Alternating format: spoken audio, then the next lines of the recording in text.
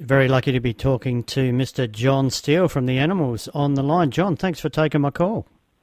My pleasure, Mal. It's nice to be talking to you. Now, let's take you back. You were there in the beginning.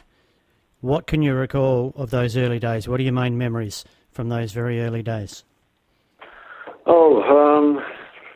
Well, it was just a lot of fun. You know, it was a great time to be a teenager. With Eric Burden and me, we first met when we were 15 years old, school dropouts, and it was our first day at Newcastle College of Art, which is where we went to avoid having to work for a living.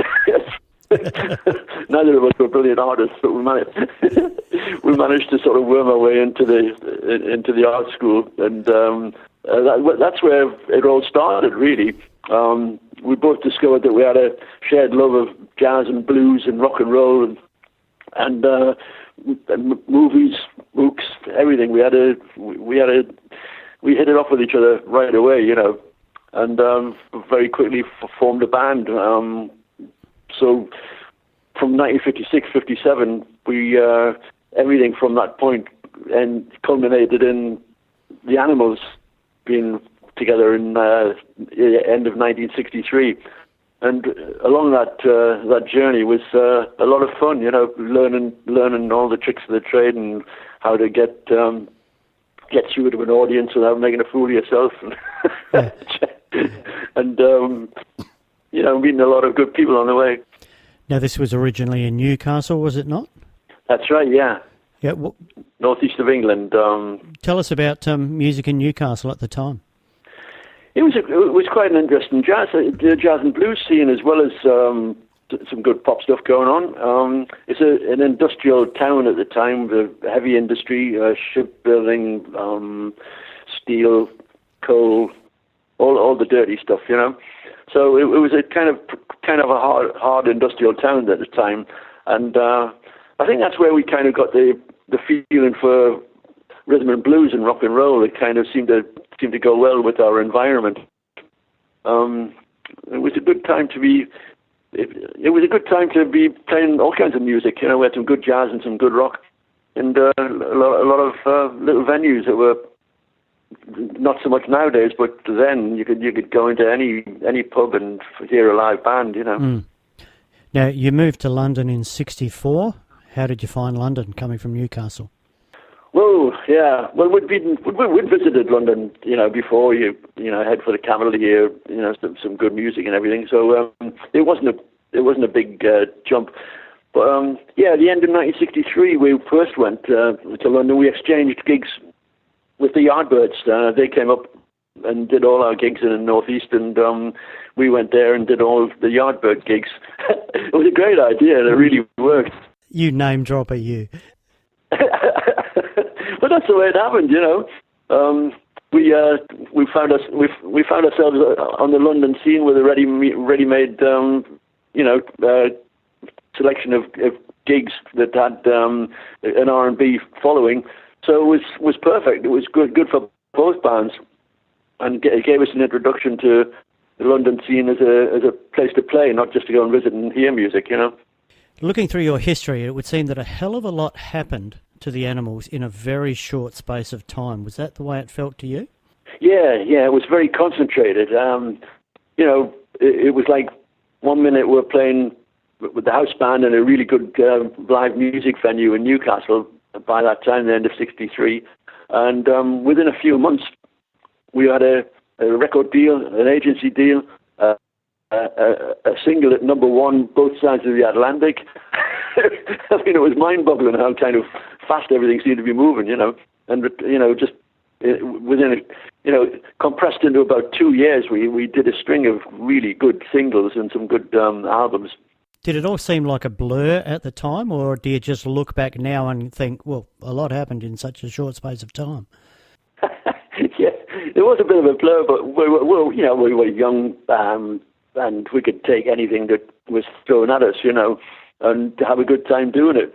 So it was all good. It was all good fun, you know. We were always a very live band, you know, and so we always got a lot of fun by just interacting with the audience and having a good time after the gigs, you know, socializing. So everything about it was an exciting time, you know. Tell us about when Alan Price decided to leave. How did that go down? Well, that was a bit of a shock, that one. There's one theory. Alan and Charles Chandler, the bass player in the Animals, at a Muse house in London. When we recorded House of the Rising Sun, we all contributed something to it. You know, Hilton Valentine on guitar brought that wonderful introduction, you know, which every guitarist in the world seems to have started playing on the first guitar. And you know, I brought a kind of jazzy sort of 6/8 feel to the drums, because I was always a jazz player as well as a rock and roller. Eric rewrote the lyrics to so that the story was about a gambler and not a prostitute, so we could get radio play. When we recorded the song, the record was released with the credit traditional arrangement Alan Price, which meant that Alan had the credit of being the writer of that particular version of the song. That's the way it goes, because there wasn't any previously known author. It was just a traditional song. So the rule book says the arranger of any particular version of a song becomes the writer, you know, the songwriter. So we didn't realize this until it was too late, and it's been a bit of a bugbear ever since, because Alan's been getting the writer's royalties for that version of House of the Rising Sun all this time, and that's a lot of money that could have been split both, you know, between five of us, you know. So that caused a bit of a bad feeling. And as I say, Chaz and Alan shared a house then, and Chaz always said, you know, Alan quit the band the day he opened the envelope and had got his first check for the royalties for Rising Sun. And he was off. And actually, it was quite a shock, because he actually quit the band without telling us. And right on the eve of, we were going to fly out to start a major tour in Northern Europe, kicking off in Stockholm, all through Scandinavia. And we suddenly didn't have a keyboard player. This was like the day before we were going to fly out, you know. And that's where Mick Gallagher came into the frame, because this young guy up in our hometown of Newcastle, we knew from a band called The Chosen Few, who eventually became morphed into Lindisfarne, but that's another story. But Mick, we knew Mick, and he knew our stuff, you know.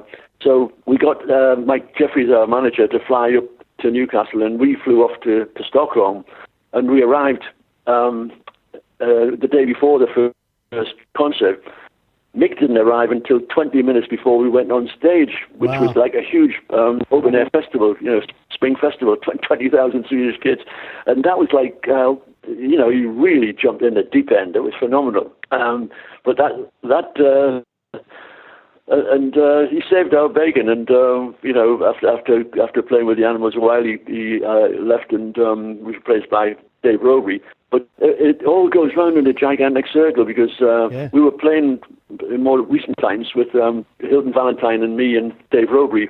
And in 2003, Dave suddenly took ill and died, you know, completely out of the blue. And we rang Mick Gallagher. We rang Mick Gallagher and said, "Do you want to come back and join the Animals again?"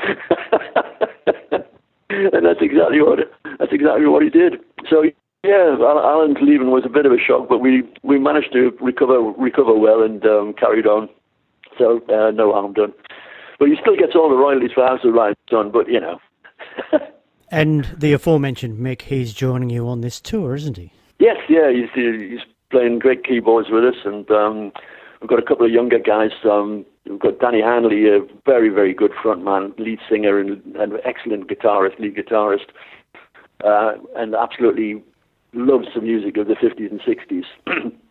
He knows every Animals number we ever recorded.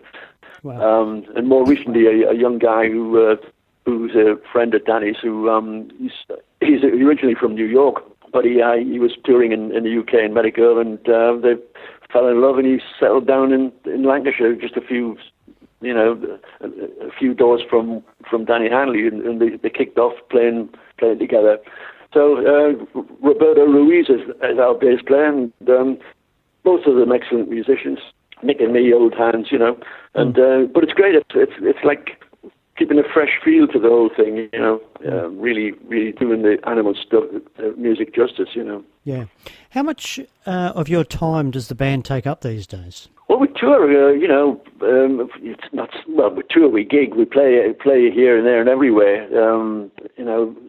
Like just got back from Holland a couple of days ago. We're going off to Holland again in a week's time. Then we got some gigs in Germany, and then we got another couple of gigs in Holland, and then we will fly straight from that into to Sydney to start the Australian tour. As soon as we finish the Australian tour in Brisbane, we're across the water to Tokyo to play a couple of gigs in Tokyo.